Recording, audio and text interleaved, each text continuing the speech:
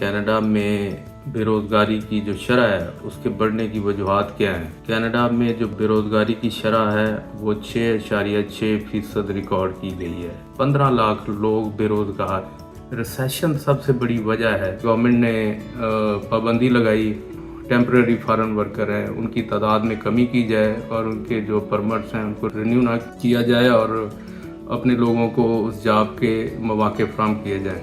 तो हुकूमत से जो वेलफेयर वसूल करने वाले लोग हैं उनमें कोई 43% गोरे हैं। अच्छी खबर ये है कि इंडिया, पाकिस्तान, बांग्लादेश और उसके सराउंडिंग में जितने एशिया में मुल्क हैं उनके लोग बहुत कम, बहुत ना होने के बराबर वेलफेयर पे जाते हैं। बहुत सारे लोग ये चाहते हैं कि वो कनाडा में आके काम करें, तो यहाँ जो पहले से जॉबलेसनेस की सिचुएशन है या उस तरह से बेरोज़गारी की शरह है उसको भी ध्यान में रखें और एक असेसमेंट करें कि उनकी जो स्किल लेवल है या उनकी जो एक्सपर्टीज़ है वो क्या कनाडा में उनकी डिमांड है भी या नहीं।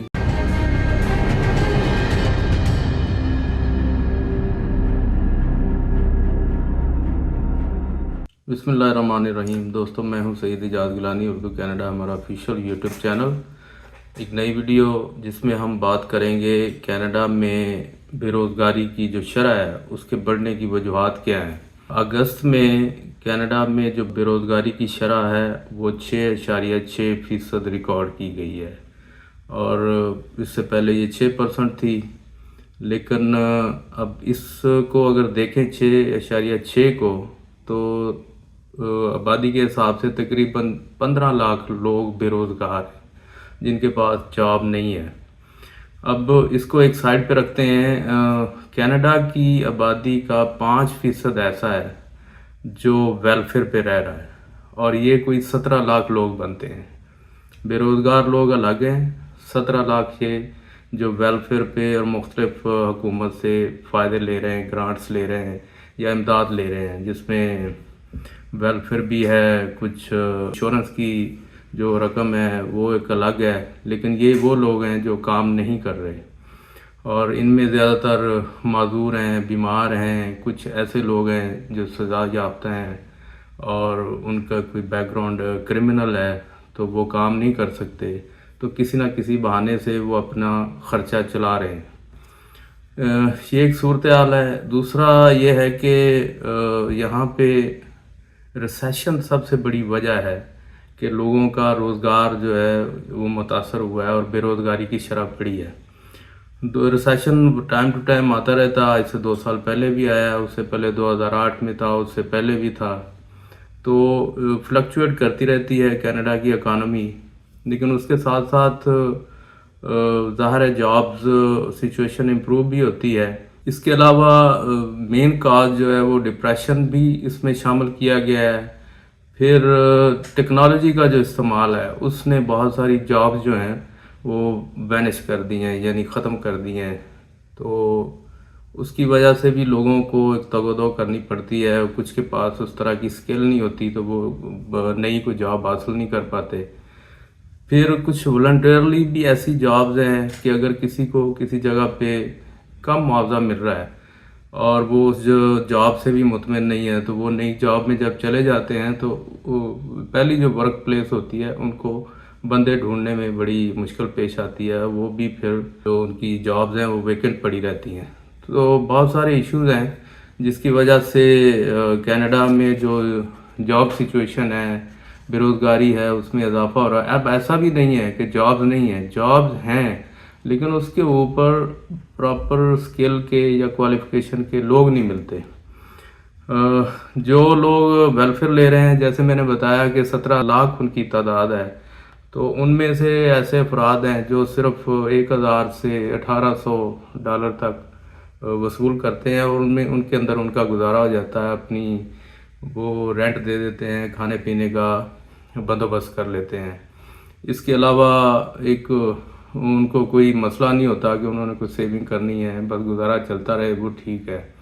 तो ऐसे अफराद एक तरफ हैं और जो लो इनकम की जॉब्स कर रहे हैं वो दूसरी तरफ हैं। उनको भी अगर जॉब नहीं मिल रही तो ये बड़ी अलार्मिंग सिचुएशन थी جس کی وجہ سے گورنمنٹ نے پابندی لگائی کہ جو فارن ورکرز ہیں، ٹیمپریری فارن ورکر ہیں، ان کی تعداد میں کمی کی جائے اور ان کے جو پرمٹس ہیں ان کو رینیو نہ کیا جائے اور اپنے لوگوں کو اس جاب کے مواقع فراہم کیے جائیں۔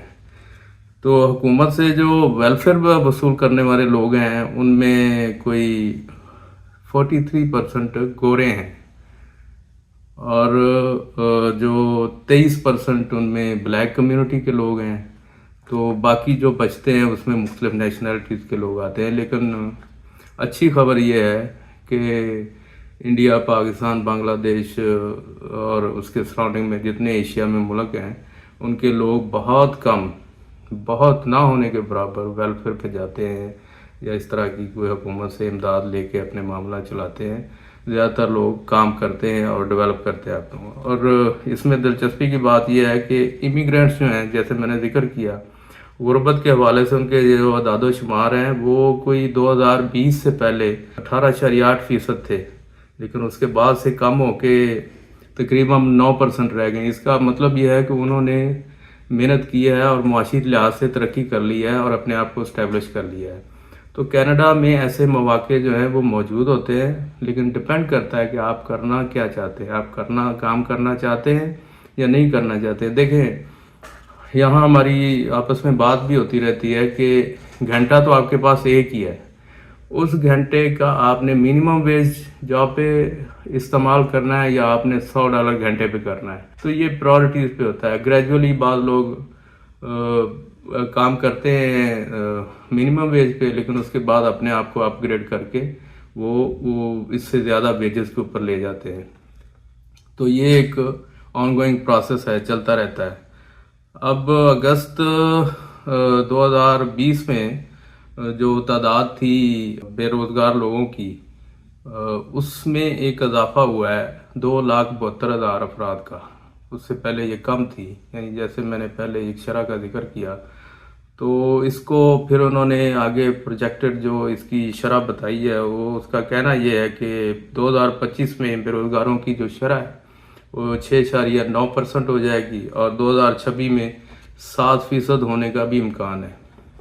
تو سچویشن یہ چل رہی ہے۔